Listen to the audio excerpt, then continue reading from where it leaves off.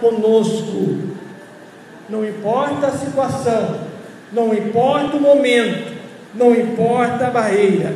Então, no 11º dia, tornando-se amigo de Deus, Romanos 5,10, Paulo nos garante: como tivemos restaurado a nossa amizade com Deus pela morte do seu Filho, Jesus Cristo, enquanto éramos seus inimigos, certamente seremos libertos da punição eterna por meio de sua vida. Então, Deus restaurou a amizade por meio da morte do seu Filho. E nós podemos agora termos uma libertação por meio da vida que Jesus nos dá, essa garantia na eternidade. Temos essa liberdade. O seu relacionamento com Deus tem muitos e variados aspectos. Deus é o seu autor e criador, Senhor e mestre, juiz, redentor, Pai, Salvador e muito mais. Porém, a mais espantosa verdade é esta: o Deus Todo-Poderoso anseia ser seu amigo, anseia ser nosso amigo. Ele anseia que tenhamos esse relacionamento como muitos do Antigo Testamento tiveram, muitos do Novo Testamento tiveram, muitos ao longo da história tiveram, enfrentaram lutas e desenvolveram essa amizade com Deus em meio a essas lutas. No Éden, nós podemos ver Deus desenvolvendo essa amizade com Adão e com Eva.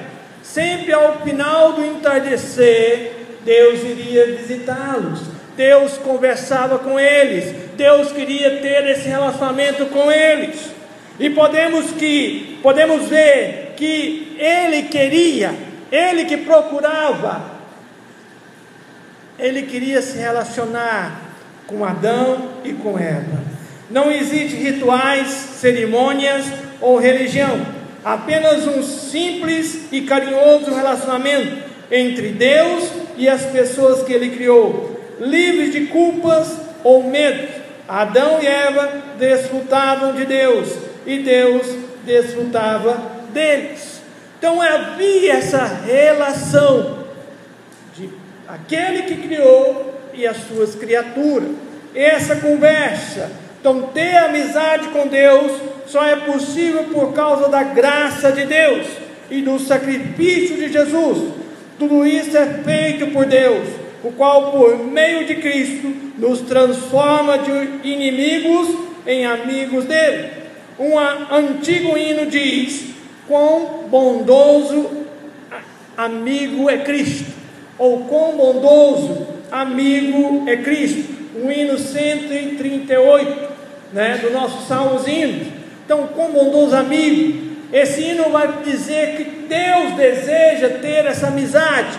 Deus quer ser nosso amigo. Mas, na verdade, Deus nos convida a desfrutar da amizade e da companhia das três pessoas da Trindade: Pai, Filho e Espírito Santo. Então, os três. Hoje nós temos a presença do Espírito Santo habitando em nossas vidas, porque aceitamos a Jesus como Senhor e Salvador de nossas vidas. Então, o Espírito Santo está habitando em nossas vidas. O legítimo batismo com o Espírito Santo. Esse legítimo batismo é o momento que o Espírito Santo habita no corpo humano. Ele passa a morar no corpo humano. Esse legítimo batismo, no qual antes não tinha e agora passou a ter esse contato, ter essa presença de Deus em nossa vida. O Espírito Santo é Deus. Então Jesus disse: já não vos chamo servo, porque o servo não sabe o que o seu Senhor faz. Em vez disso, eu os tenho chamado amigos, porque tudo que eu ouvi de meu Pai, eu lhes tornei conhecido. A palavra utilizada para amigo, nesse versículo, não significa uma relação superficial, mas um relacionamento íntimo e de confiança. A mesma palavra é usada para se referir ao padrinho de um casamento e ao círculo de amigos íntimos e de confiança de um rei. Em uma corte real, os servos devem manter distância do rei, mas o círculo de amigos de confiança desfruta de sua proximidade, acesso direto e informações confidenciais. Então, nós somos esses amigos que Jesus nos contou e nos relatou, e Ele tem essa relação para, junto com o Espírito Santo, esclarecer, nos ajudar e nos fortalecer com palavras, com ações e com gestos, que vai nos ajudar a continuar a vivenciar a vida cristã com propósito, a vivenciar essa vida. Então, olhando a vida dos amigos de Deus na Bíblia, aprendemos 6 segredos para uma amizade com Deus. Faremos um exame de 2 segredos neste capítulo e de mais 4 no próximo. Tornando-se amigo de Deus é o primeiro segredo. Tornando-se amigo de Deus, o primeiro segredo é conversando constantemente. Conversando constantemente. Sabe o que é conversar constantemente? São pequenas frases. Lembra do cego de Jericó? Senhor, filho de Davi, tenha misericórdia de mim. E ele ficou repetindo: Senhor, filho de Davi, tenha misericórdia de mim. Os discípulos mandou ele calar, ele gritava mais alto: Senhor, filho de Davi, tenha misericórdia de mim. Então nada fazia ele calar, até que Jesus parou, olhou, mandou chamá-lo. Ele foi até ele e ele perguntou: o que queres que eu te faça? Senhor, que eu torne a ver. Então, um dia ele enxergou, ele perdeu a visão por algum motivo, então ele queria tornar a ver, e Jesus falou: a tua fé te salvou. E esse homem foi curado, ele foi restaurado. Então, você jamais cultivará um relacionamento íntimo com Deus apenas indo à igreja uma vez por semana, ou mesmo tendo um período de busca diária. Uma amizade com Deus é construída ao partilharmos com Ele toda a nossa experiência. Toda a nossa experiência. Pequenas frases dizendo: Senhor, eu te amarei pelo resto de minha vida. Senhor, eu creio que o Senhor está comigo. Senhor, eu sei que o Senhor não me abandona. Senhor, eu estou pronto a te servir em toda e qualquer situação.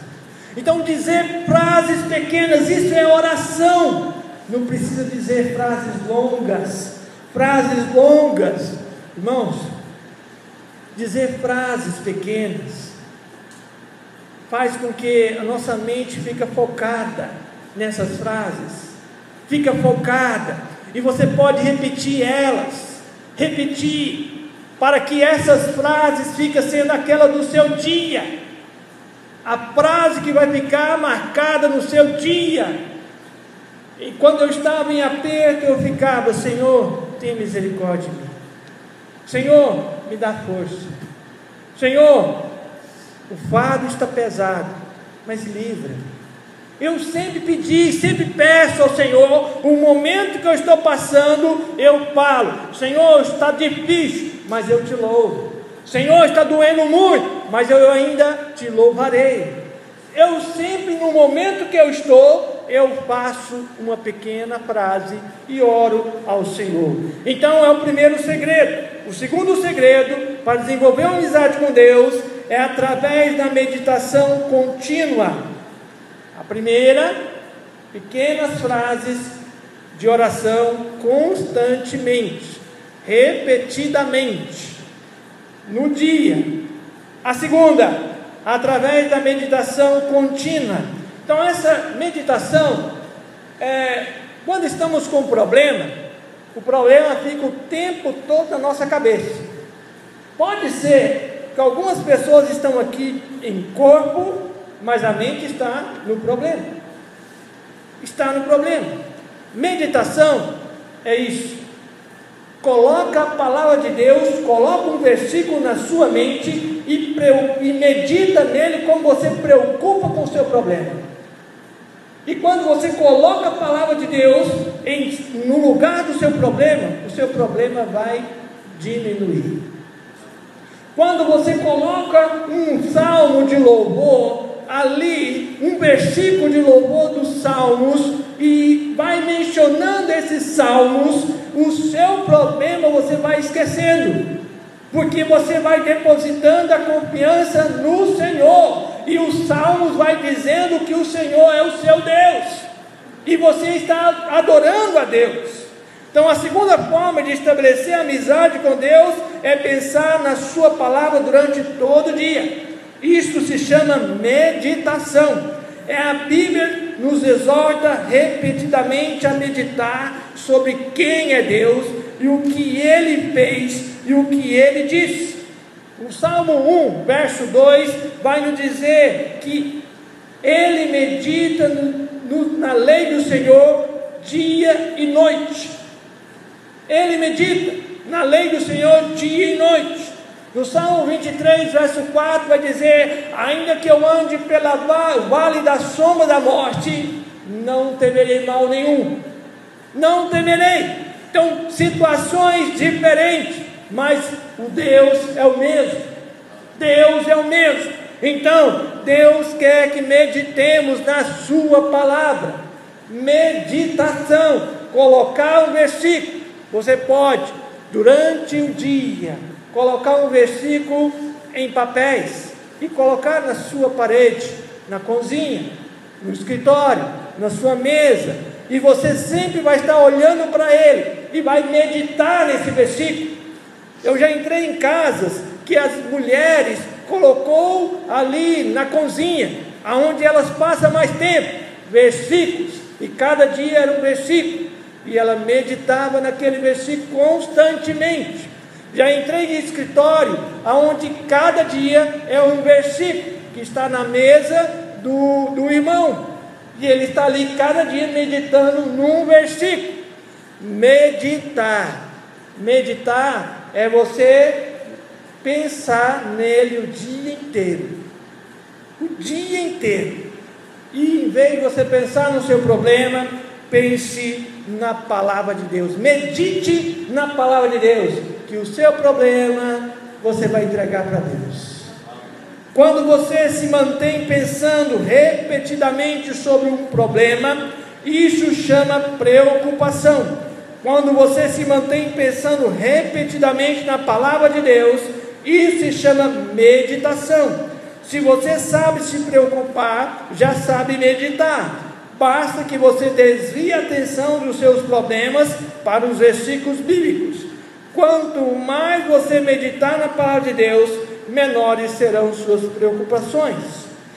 O 12º dia do nosso propósito, que será amanhã, desenvolvendo amizade com Deus. Então Deus quer ter essa amizade conosco. Agora, como nós vamos desenvolver essa amizade com Deus? Provérbios 3:32. Provérbios 3:32 vai nos dizer: Ele oferece a sua amizade aos justos. Tiago 4:8. Aproxime-se de Deus e Ele se aproxima de vocês. Então, 2 versículos que vai mostrar que Ele oferece a sua amizade aos justos. E depois, Tiago: aproximem-se de Deus e Ele vai se aproximar de vocês. Então, o ato aqui é eu ir mais perto de Deus. Está indo mais perto de Deus. Como eu vou mais perto de Deus? Vocês estão perto de Deus quando escolhe estar. Você está tão perto de Deus quando escolhe estar. Então, você está perto, você está tão perto de Deus quanto escolhe estar.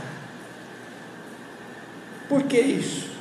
O exemplo de qualquer amizade, você deve se esforçar para desenvolver uma amizade com Deus.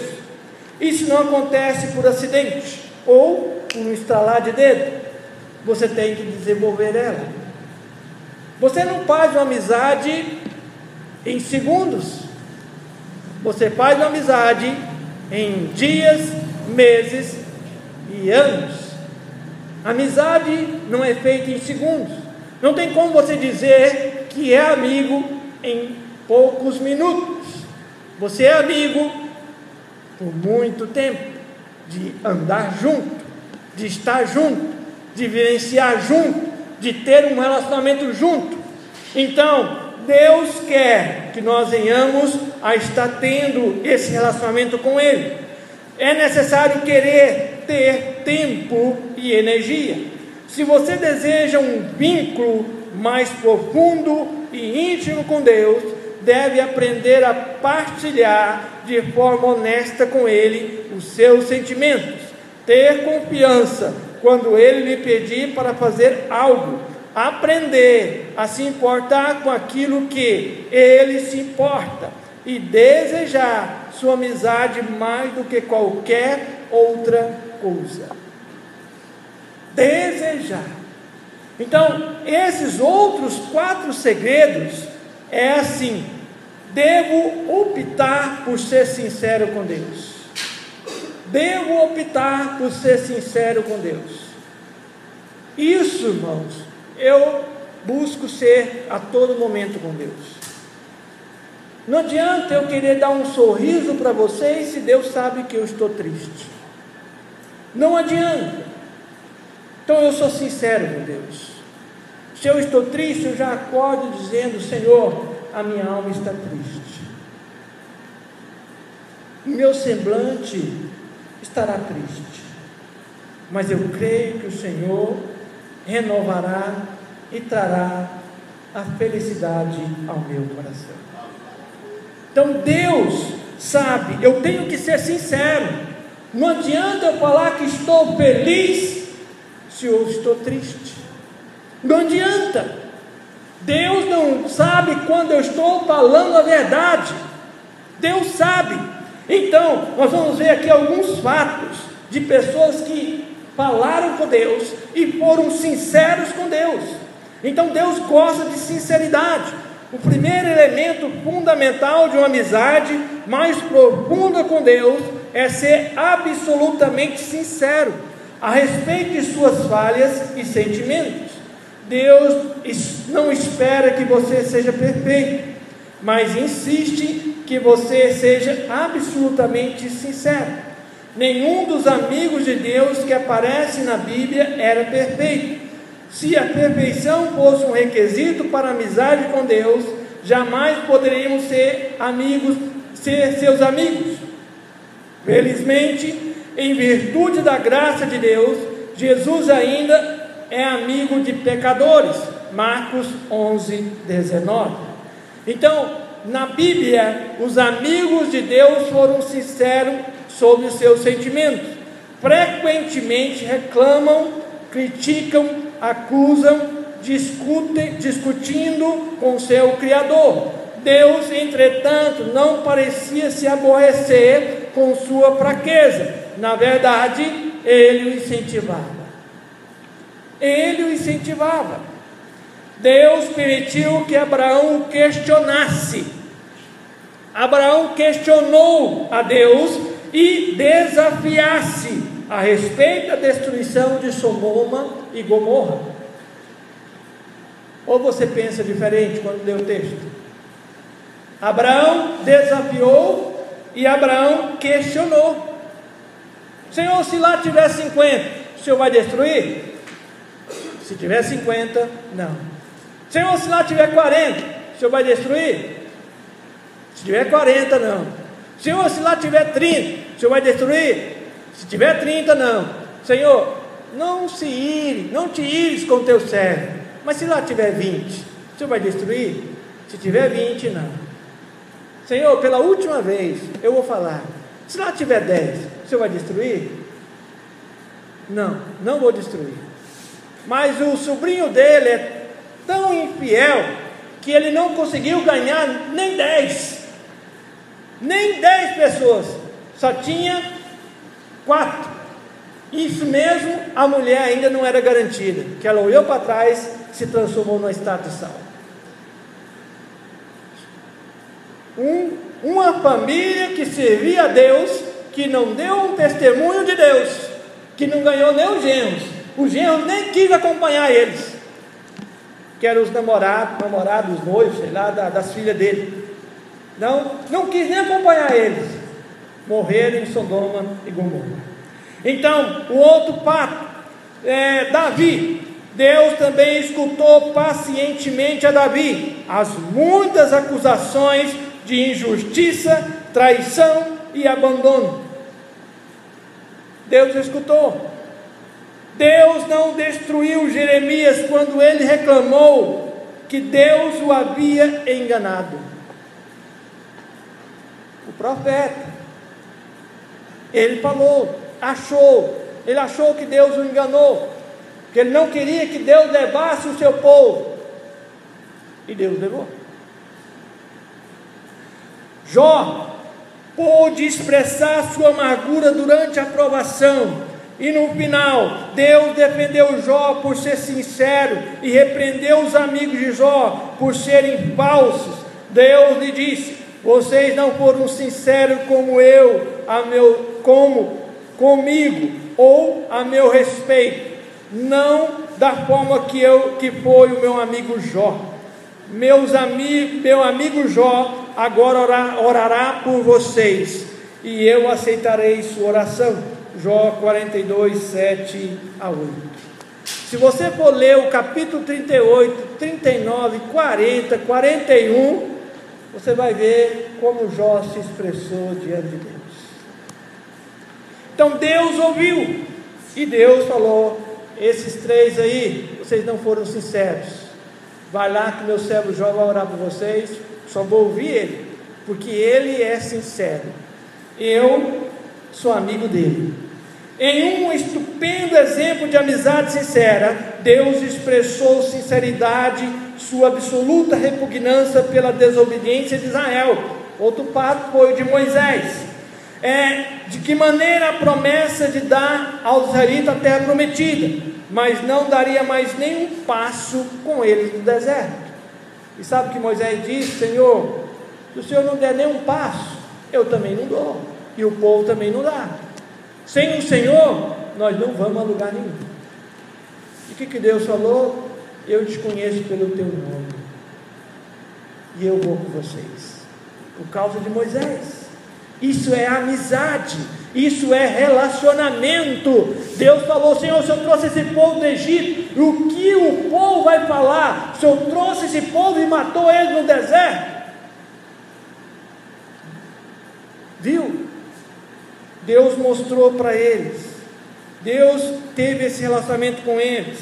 Então Deus expressou com sinceridade sua absoluta repugnância pela desobediência de Israel. Ele disse a Moisés que manteria a promessa de dar a terra aos israelitas, a terra prometida, mas não daria mais nenhum passo com eles no deserto. Deus estava saturado e disse a Moisés exatamente como se sentia. Então Deus conversou e falou com Moisés o que ele estava sentindo. Devo optar por obedecer a Deus na fé. Então, quem quer ter uma amizade com Deus tem que obedecer a Deus na fé. Abraão obedeceu a Deus na fé quando Deus falou para ele: sai da tua terra, da tua parentela, do meio do teu povo, e vai para uma terra que eu te mostrarei. Abraão nem hesitou, ele foi. ele foi. Então, optar por obedecer a Deus. Deus, todas as vezes que você confiar na sabedoria de Deus e faz tudo o que Ele diz, mesmo sem compreender, você aprofunda sua amizade com Ele. Normalmente, não consideramos a obediência como característica da amizade. Ela é reservada para um relacionamento com o pai, chefe ou oficial superior, não um amigo. Entretanto, Jesus deixou claro que a obediência é uma condição para obter intimidade com Deus. Ele disse: vocês serão meus amigos se fizerem o que eu lhes ordeno. João 15:14. Devo optar por valorizar o que Deus valoriza. Então, se eu quero ser amigo de Deus, eu tenho que valorizar o que Deus valoriza. É isso que os amigos fazem. Importam-se com o que é importante para outra pessoa. Quanto mais você se torna amigo de Deus, mais se importa com as coisas ou com as quais Ele se importa. Sofre com as coisas que Ele sofre e se alegra com as coisas que lhe dão prazer. Paulo é o melhor exemplo disso. As prioridades de Deus eram as suas prioridades e os desejos de Deus eram os seus. O que me deixa tão transtornado é preocupar-me tanto com vocês. Esse é o zelo de Deus que queima dentro de mim. 2 Coríntios 11, verso 2. Davi se sentia da mesma forma. O zelo pela tua casa me consome, e os insultos daqueles que te insultam caem sobre mim. Salmo 69, verso 9. E podemos ter essa amizade, mais do que qualquer outra coisa, devo desejar ser amigo de Deus. Quem é amigo nunca abandona, nunca larga, nunca deixa. E quem é amigo de Deus, morre se for preciso por causa dele. Morre se for preciso. Então, no Salmo estão cheios de exemplos desse desejo. Davi, acima de tudo, podemos ver o desejo de Jacó pelas bênçãos de Deus, ali em Gênesis 32. Jacó lutou a noite inteira. Sabe o que é mais interessante, o mais maravilhoso dessa parte? É que Deus, que é todo poderoso, deixou Jacó vencer. Deus não fica ofendido quando lutamos com Ele, porque lutar exige contato pessoal e nos traz para perto dEle. Lutar também é uma atitude apaixonada, e Deus gosta quando estamos apaixonados por Ele. Mas paixão não pode ficar só em paixão, porque paixão acaba ou se torna amor. Tem que ou ser uma coisa ou ser outra. Eu estou apaixonado, ou eu tenho que transformar essa paixão em amor, ou ela vai voltar a não ser nada, né? Foi o que aconteceu com a igreja de Éfeso.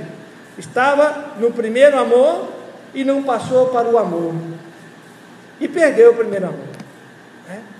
Tinha que voltar ao primeiro amor de novo, para se apaixonar de novo, para se transformar no amor verdadeiro por Deus. Seu relacionamento mais importante. Não há nada, absolutamente nada mais importante do que desenvolver uma amizade com Deus. Esse é o relacionamento que durará para sempre. Paulo disse a Timóteo: algumas dessas pessoas perderão as coisas mais importantes da vida. Elas não conhecem a Deus. Você perdeu a coisa mais importante da vida? Você pode fazer algo a respeito disso a partir de agora. Lembre-se, a escolha é sua. Você está tão perto de Deus quanto escolheu estar. Então, a escolha de estar perto de Deus é nossa. Se não queremos estar, Deus não vai estar, porque nós não queremos. 13º dia, a adoração que agrada a Deus. Ame o Senhor, o seu Deus, de todo o seu coração, de toda a sua alma, de todo o seu entendimento e de todas as suas forças. Marcos 12, verso 30. Deus quer você por inteiro. Deus não quer apenas uma parte de sua vida. Ele pede todo o seu coração. Aquele lugar que é do namorado tem que ser de Deus também. O lugar que é do marido tem que ser de Deus também. O lugar que é dos filhos tem que ser de Deus também. O lugar que é da esposa tem que ser de Deus também. O lugar que é do trabalho tem que ser de Deus. Se Deus não tiver em primeiro lugar, Ele dispensa o resto. Ele não aceita rivais. Ele tem que ser o primeiro lugar na sua vida. Primeiro lugar. Então, Ele pede todo o seu coração, toda a sua alma, toda a sua mente, toda a sua força. Deus não está interessado em um comportamento tímido, em uma obediência parcial ou em sobra do seu tempo e dinheiro. Ele deseja a sua obra, a sua total devoção e não pequenos pedaços de sua vida. Uma vez uma pessoa me perguntou: pastor, eu estou apertado esse mês, eu posso dar tanto e deixar tanto para dar o mês que vem? Eu falei: não, ou você dá 10% ou você não dá 10%. Menos 10% é oferta. Você dá oferta então, mas não fala que é dízimo. Dízimo é 10%. Menos de 10% é oferta. Deus não está interessado no nosso compromisso. Uma mulher samaritana certa vez tentou ponderar com Jesus sobre o melhor momento, lugar e forma de adorar. Jesus respondeu que essas questões externas não tinham importância. Onde você adora não é tão importante quanto por que você adora e o quanto de si mesmo você oferece a Deus quando adora. Existe a forma certa e a forma errada de adorar. A Bíblia diz: sejamos agradecidos e adoremos a Deus de um modo que o agrade. Hebreus 12, 28. O tipo de adoração que agrada a Deus tem 4 características. A primeira: Deus se agrada quando nossa adoração é precisa. Então a nossa adoração tem que ser direcionada a Ele e nada mais. Deus se agrada quando a nossa adoração é autêntica. Então tem que ser formada e fundamentada na palavra. Elas têm que estar dentro da Bíblia. Se ela não estiver dentro da Bíblia, é canção romântica, mas não é canção de louvor. Então, adorar em espírito, ele mostra que quando Jesus disse, quando você deveria adorar em espírito, ele não está se referindo ao Espírito Santo, mas ao seu espírito. Você foi feito à imagem de Deus. Você é um espírito que habita em um corpo, e Deus concedeu esse espírito para que se comunicasse com ele. A adoração é seu espírito correspondendo ao Espírito de Deus. Então Deus não quer saber só da sua boca cantar. Deus quer saber do seu espírito cantar. Deus não quer saber só das suas palmas bater. Deus quer saber do seu espírito também bater palma. Deus não quer saber só do seu espírito dançar, do seu corpo dançar, mas do seu espírito também dançar. Então tudo que se faz no interior, eu posso expressar no meu exterior.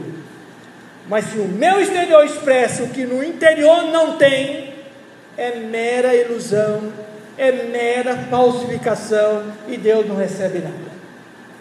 Nada. Deus se agrada quando a nossa adoração é atenta, mente, meditando na letra, mente na canção, mente meditando, a boca cantando, mente e falando, mente exaltando. Eu cantar e minha mente está lá fora da igreja. Isso não é adoração, isso é canção para qualquer um, não para Deus, para qualquer um.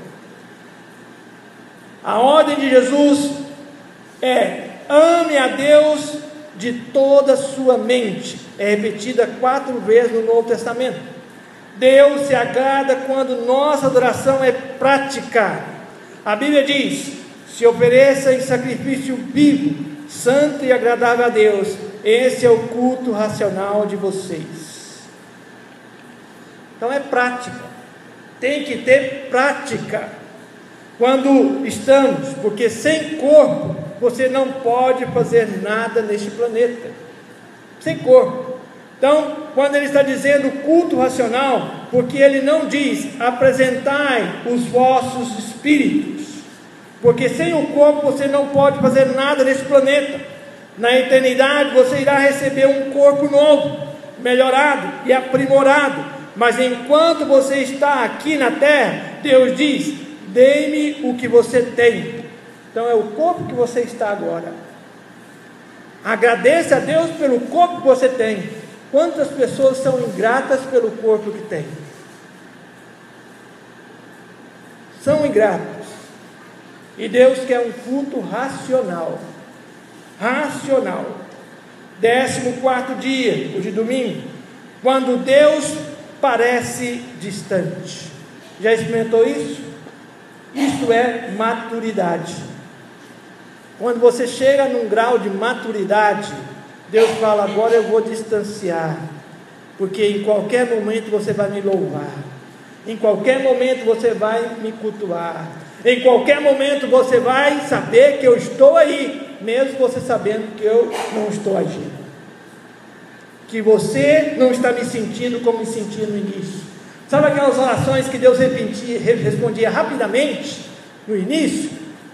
Depois, com a maturidade, Deus vai falando assim: vou deixar não responder mais demorado, ou não vou respondendo conforme Ele quer, ou conforme ela quer, ou ver se Ele vai me adorar do mesmo jeito, se Ele vai me amar do mesmo jeito. Aí é a provação. Então Deus é real, a despeito de como você se sinta. Deus é real, a despeito de como você se sinta. É fácil adorar a Deus quando as coisas vão bem, quando Ele provê comida, amigos, família, saúde, situações felizes. Mas as circunstâncias não são sempre agradáveis. E como estão você? Então, como você irá adorar a Deus? O que você faz quando Deus parece estar a milhões de quilômetros? A milhões de quilômetros. Amizades são frequentemente testadas por separação e silêncio. Ou você é separado por distância física, ou está impossibilitado de conversar.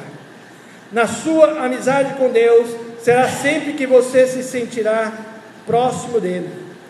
Não será sempre que você se sentirá próximo dEle.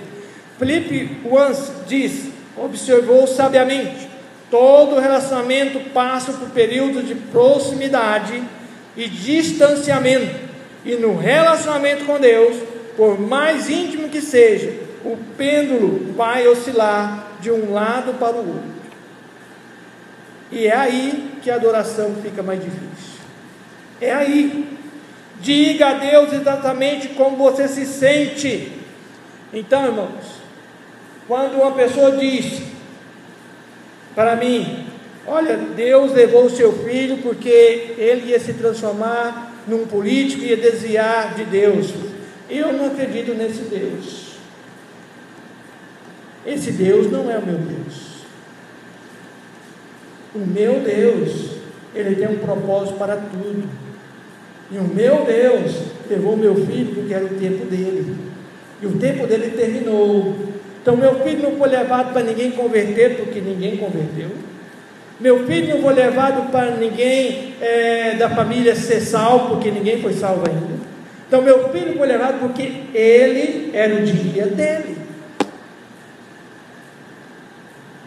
E uma pessoa, um pastor, um amigo, ficou escandalizado o dia que eu falei para ele. Ele falou assim: olha, você precisa de tratamento. Porque, foi por quê?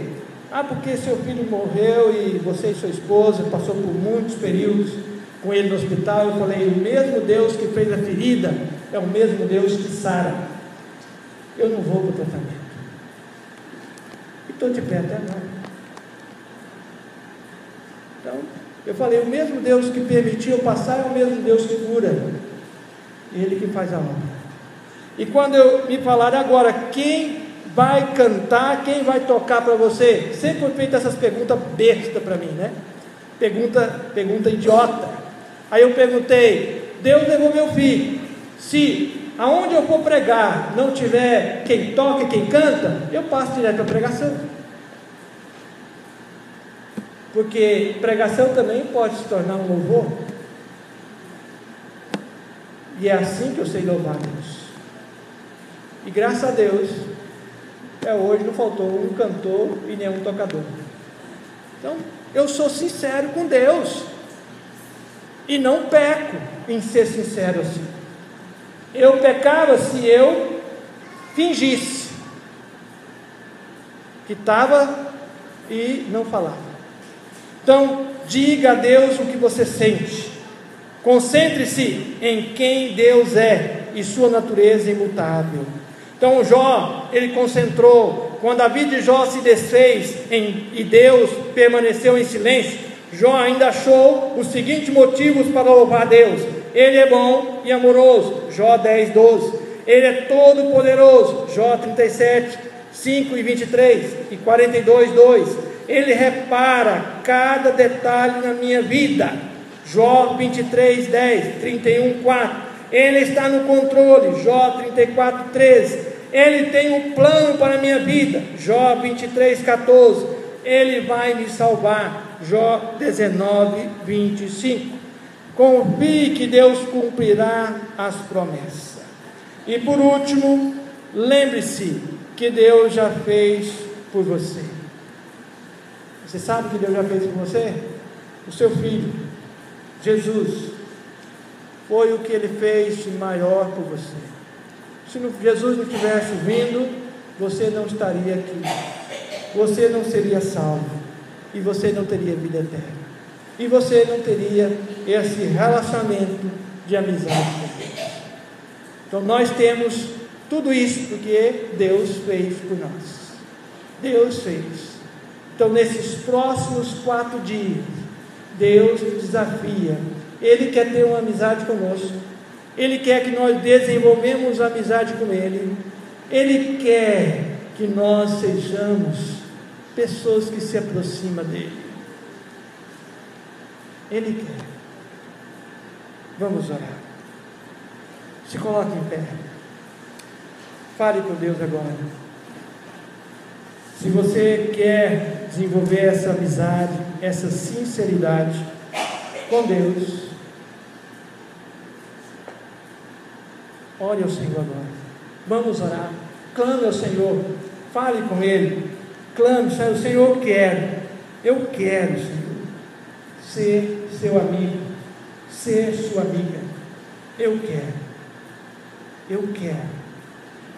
Pai, no nome de Jesus, Senhor, desde que eu voltei para os teus caminhos, em 15 de fevereiro de 1987, na Igreja Cristã Evangélica de Iporá, ó Deus, naquela pregação da 100ª ovelha pelo pastor Antônio Alcântara, naquele culto de domingo, onde eu estava lutando naquele banco para não me levantar, mas o Senhor me deu força, o Senhor me levantou.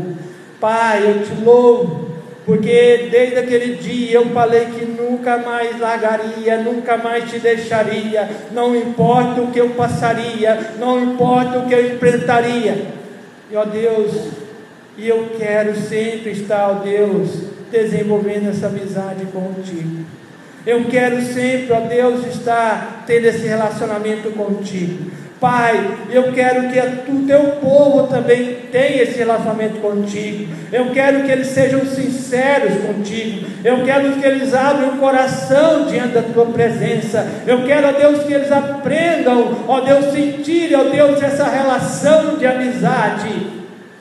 Ó Pai, que o Senhor venha estar trazendo sobre a tua igreja essa relação, e que venhamos ter essa relação, ó Deus, de amizade. Essa relação que o Senhor Deus cumpre as tuas promessas, que o Senhor Deus em todo tempo, ó Deus, está presente, em todo tempo o Senhor Deus quer que nós o adoremos, não somente em cânticos, mas em espírito e em verdade. Pai, atenta para os corações, atenta para as vidas, ó Deus, no que elas estão passando, que elas desenvolvam essa amizade contigo agora, não importa o que enfrentam, mas que elas sejam amigas do Senhor, ó Deus, no nome de Jesus, amém. Queria também que vocês estivessem em pé.